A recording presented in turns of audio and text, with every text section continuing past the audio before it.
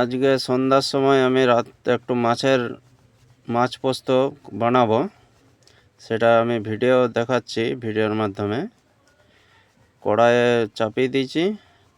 এবার এখানে তেল দেবো কিছুটা মাছটা ফ্রাই করার জন্য।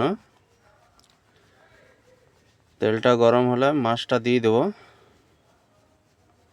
এই দেখুন মাছটা আমি দিয়ে দিয়েছি। এটা হালকা পরিমাণ লাল করব, বেশি ফ্রাই করব না।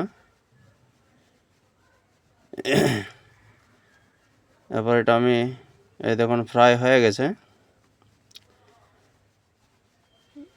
কিছুক্ষণ ফ্রাই করেছি, এটা বেশি ফ্রাই হয় নাই।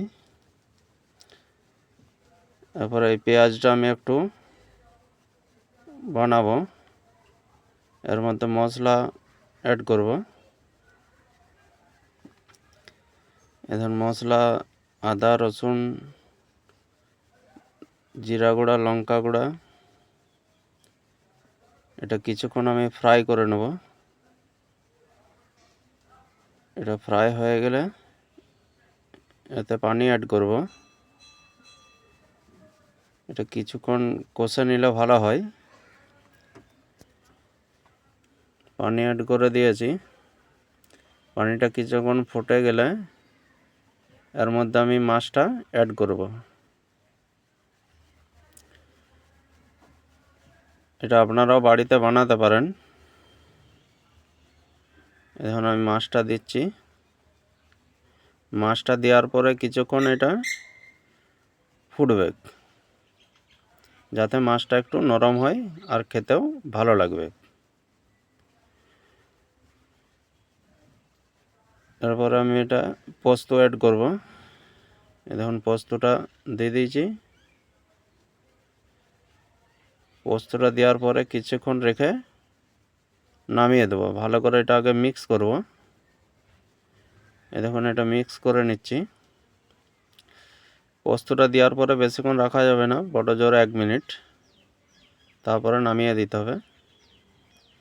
বেশি পোস্তটা ফুটালে খেতে অতটা ভালো লাগে না।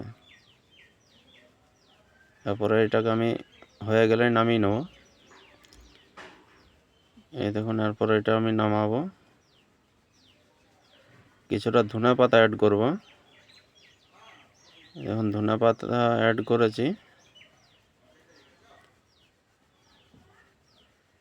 এই দেখুন কত সুন্দর লাগছে দেখতে। তারপর গ্যাসটা বন্ধ করে নামিয়ে নেব।